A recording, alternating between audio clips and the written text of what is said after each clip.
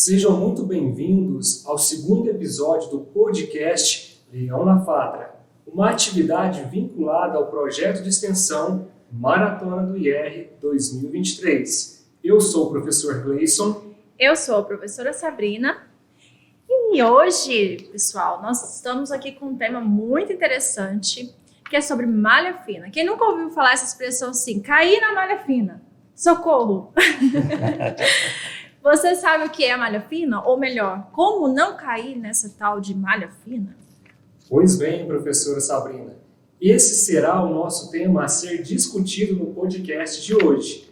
E, para tratar desse assunto tão delicado, temos aqui a participação do senhor Diógenes, ele que é contador, empresário contábil, auditor, perito, professor, conselheiro do Conselho Regional de Contabilidade de Minas Gerais e diretor de assuntos jurídicos e contábeis do Sindicato dos Contabilistas de Uberlândia. Seja muito bem-vindo, Diógenes. Seja bem-vindo, pessoal. Sr. Diógenes. Muito obrigado. Olá, pessoal. É muito bom tê-lo, uma pessoa de tão renome, né, na nossa sociedade e que vai contribuir bastante aí com essas dicas. Bem, uma primeira questão que nós temos aí, que no nosso primeiro podcast, você não assistiu, confira lá o episódio 1, né, deste semestre, nós falamos aí sobre a questão do Pix, que é uma novidade que a Receita Federal trouxe, né, a partir aí dessa possibilidade, né, de ter a restituição via Pix ou também pagamento da DARF, via DARF, né? E aí, senhor Diógenes, a respeito, assim, desse assunto de malha fina, tem alguma questão aí sobre o Pix? Será que a Receita vai ficar de olho ou não nessas movimentações que as pessoas ficam fazendo via esses sistemas, né, de pagamento? Com certeza, Sabrina, com certeza. A Receita Federal ela já está de posse, né, dessas informações, né, que são enviadas através das declarações. Mais à frente a gente vai ver alguns exemplos, né, de declarações. Então, ela poderá sim utilizar essas informações para poder comunicar algum contribuinte, né, fazer notificação para a regularização disso. Então, se o contribuinte tem alguma receita, né, que realiza através desse mecanismo, né, do Pix, ele não declara essas receitas, né, tudo direitinho para a Receita Federal, com certeza a Receita poderá utilizar isso e notificá-lo, né, para que regularize a situação. Nossa. Principalmente em termos da declaração do imposto de renda. E, Diógenes, uma dúvida muito recorrente, né, que as pessoas acabam tendo é sobre o que acontece quando a pessoa cai na malha. O que ela tem que fazer? Geralmente a pessoa recebe um comunicado da própria Receita avisando sobre o processo. Seria isso mesmo? Sim, com certeza, né? Ela recebe uma formalização da Receita Federal, uma notificação, né, para que regularize a pendência, né, para sair da questão da situação. Essa saída, vamos dizer assim, a forma dele regularizar pode ser simplesmente através de uma declaração retificadora do imposto de renda, né? Ou seja, ele utiliza o mesmo mecanismo, o mesmo programa, né? Se foi online ou se foi na estação de trabalho dele, o programa da Receita Federal, o programa gerador, faz a retificadora e envia, corrigindo o detalhe, para a Receita e envia novamente para a Receita Federal. Muito, muito simples, muito tranquilo de fazer essas. Não pode deixar a coisa rolar. E no caso do programa gerador, ele tem que baixar o programa gerador referente ao ano que ele caiu na malha? Isso tem alguma coisa a ver? Sim, ele vai retificar utilizando o mesmo programa que gerou. Pode acontecer de, às vezes, esse programa do ano que ele está na malha já ter sofrido alguma alteração, mas aí ele atualiza automaticamente, então isso é tranquilo também, não vai ter problema nenhum. O backup dele, a informação da declaração original vai ser lida novamente e ele poderá realizar assim a retificadora e enviar para a Receita, tranquilamente. Okay. O importante, né, a gente não ficar esperando a cartinha do leão. Porque, né, vocês estão vendo aí tantas possibilidades de você estar confirmando, verificando, né, essas pendências possíveis que podem levar à comunicação, né, formal via Receita. E o próprio contribuinte, ele pode ter esse controle, né, senhor Diógenes, através aí do ECAC, né? Sim. Então, após 48 horas que você emitir a sua declaração, você pode, através desse sistema, acessar ali, né, na seção Meu Imposto de Renda, e aí você coloca pendências de malha e tem essa possibilidade aí de verificar. Só que a própria Receita, ela faz essa informação, né, de que não garante que nos próximos 5 anos você não irá ir cair na malha fina, né? Pode até ficar recorrente, né? Então. Dependendo o tamanho do problema, pode ficar até recorrente. Bem lembrado isso, né, professora Sabrina? No entanto, apesar dessa análise inicial, a própria Receita Federal coloca um aviso, né, para o contribuinte, alertando ele que ele pode sofrer justamente processos no futuro, né? Já que a declaração ficará sob análise sobre esse prazo que você comentou de 5 anos, né? Sim, isso mesmo. Mas, senhor Diógenes, e por acaso eu cair na malha fina, né, e deixar rolar, deixar pra lá, será que dá algum problema sério mesmo ou é só uma multinha assim? Não é uma multinha simples, não. É uma multinha bastante pesada, né? Não pode deixar rolar.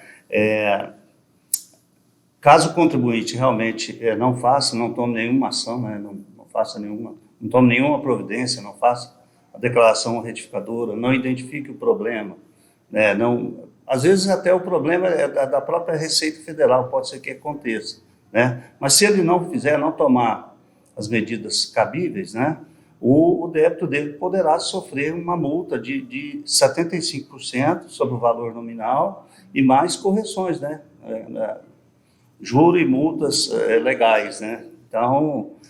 além de ter seu nome colocado no CADIM, né, cadastro de pessoas inadimplentes com o governo federal.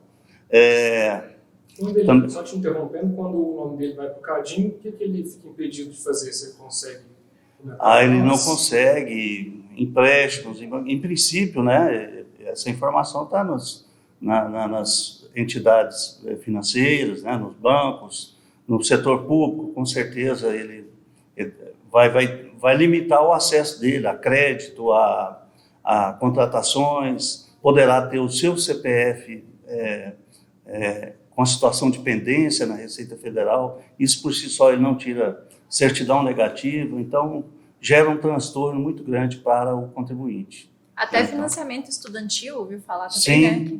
Sim, o FIES, né? Ele ficará impossibilitado de fazer financiamento do FIES. Não é muito sério, não é qualquer multinha, não. Não é, não. Mas uma outra pergunta também que surge, né? Mas, por exemplo, se a dívida fiscal prescreve em até 5 anos, existe algum prazo para a pessoa poder sair da malha fina? Não, é como eu disse, ainda brinquei aí logo atrás, dependendo do costume, pode ficar até recorrente na malha, né? Todo ano caindo na malha ali é um pouco complicado. Então, assim, a primeira vez que cair já é o caso de tomar providência logo. Não deixa a coisa ficar recorrente, não. Infelizmente não tem prazo, tá? Tanto pode acontecer no primeiro ano, como no dia que estiver vencendo os 5 anos lá, é o prazo legal, né? Pode virar uma bola de neve. Então. Pode ficar, com certeza. E uma questão também importante, eu gosto muito de tratar desse assunto de fraudes, né? Os professores, é uma área que nós pesquisamos e tudo, mas é uma coisa muito séria também.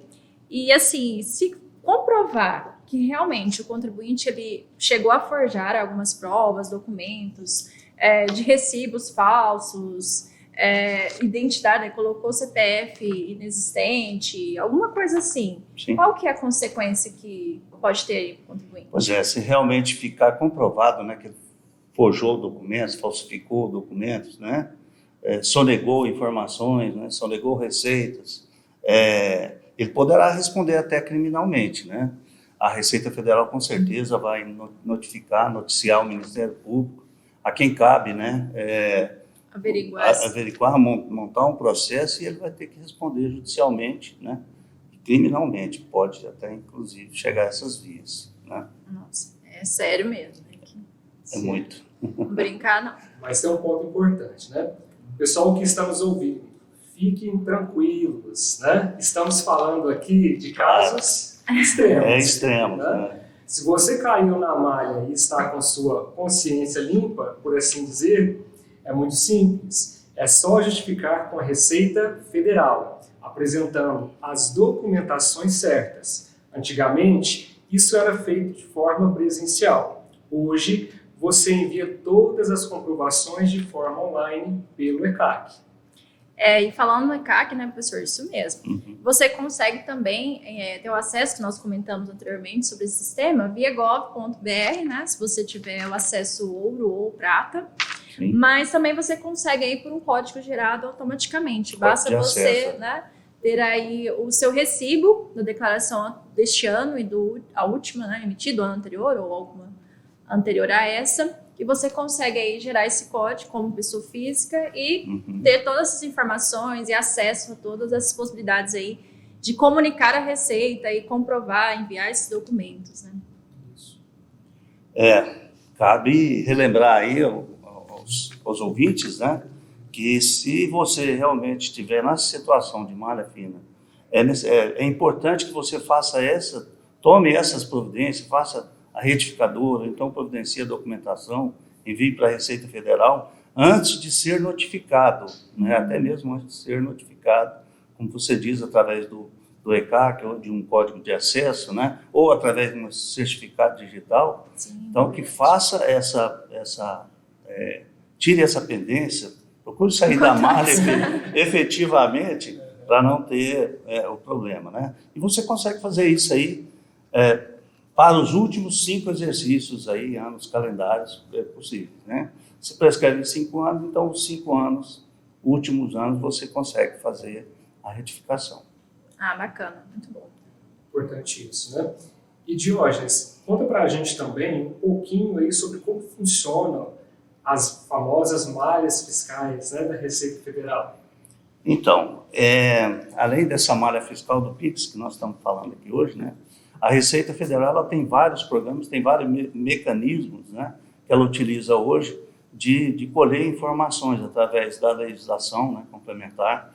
Ela normatiza e exige que os contribuintes entreguem informações para ela colecionar e poder justamente fazer esse tratamento das informações, né?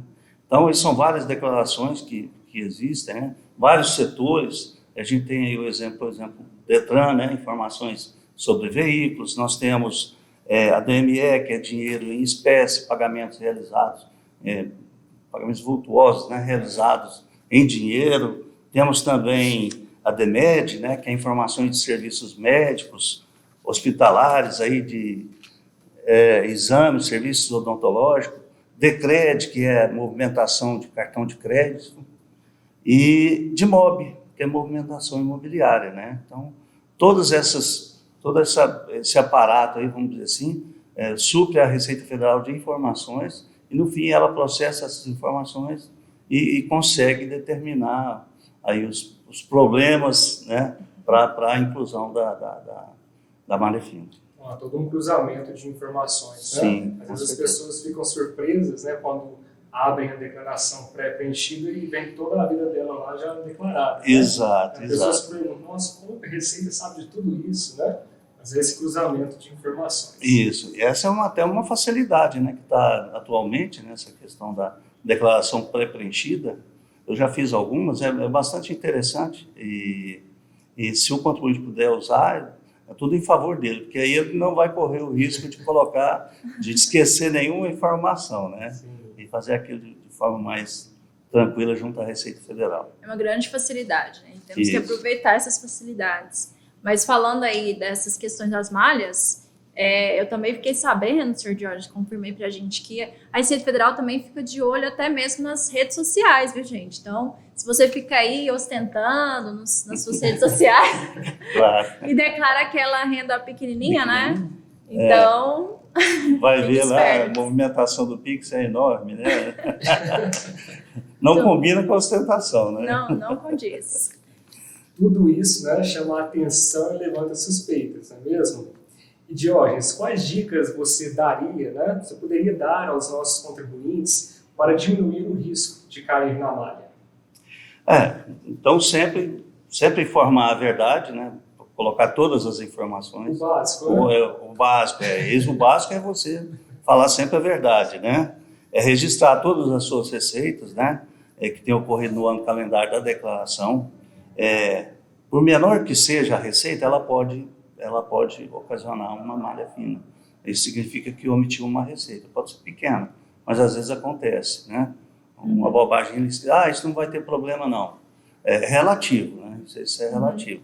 Às vezes pode ser que fique na malha e com o tempo, às vezes a fiscalização vai falar, não, eu não vou fiscalizar porque é mínimo, mas de qualquer forma, qualquer informação é importante você não deixar de colocar, né? Fazer aí uma análise, né, de todas essas receitas suas com a sua evolução patrimonial. Esse é um fechar, né? Até uma dica bacana aqui para os futuros contadores aí, as pessoas que gostam, né? Esse aqui é o X, né? É uma dica de contador antigo. Você fazer essa análise da sua receita com a sua evolução patrimonial. Ou seja, se você tem um X de acréscimo, um X% de acréscimo no seu patrimônio, a lógica da declaração do imposto de renda é essa, né? Vamos checar se o que você teve de receita, o que você ganhou, né, entre aspas, está coerente com essa evolução. Então, esse é um ponto importante que assim, eu sempre menciono e oriento as pessoas que façam, né, independente. Tá? Se cresceu X%, essa sua receita vai ter que ter esse X% proporcionalmente e mais uma faixa ali de segurança, né, uns 10%, um valor que dê para você se manter, né, durante o ano, tá bom? O que mais que eu posso falar aqui? Vocês têm que justificar, então, a evolução patrimonial. Exato. Ter essa coerência, né, esse equilíbrio. Um detalhe também, antes de transmitir a declaração, né, fazer todas essas correções, né, mesmo que seja alguns avisos, né, lá da declaração, tem alguns que são importantes de você.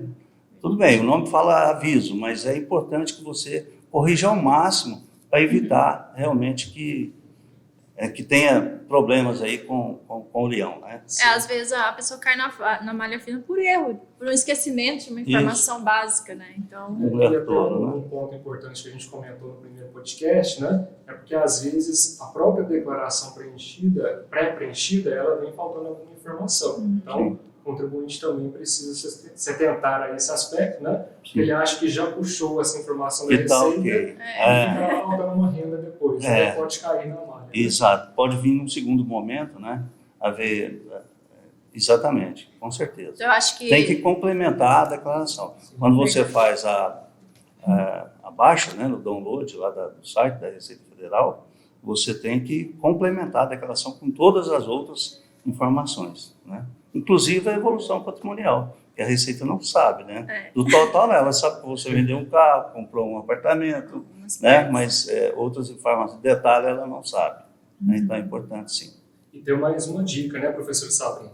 Se você que está nos assistindo e não se lembra onde ficam esses campos de pendências na sua declaração, assista ao vídeo do treinamento que ocorreu no dia 11/4, aqui na FATRA, com orientações de como preencher cada campo da sua declaração. Muito bom. Acho que a palavra-chave de hoje, né, desse nosso podcast é #cautela, né? Todo cuidado é pouco, né? Gente, infelizmente aqui a direção do nosso programa já está dando uns avisos aqui que nós vamos ter que encerrar. É um assunto, né, que tem muita coisa que nós poderíamos aqui discutir, tratar, exemplos.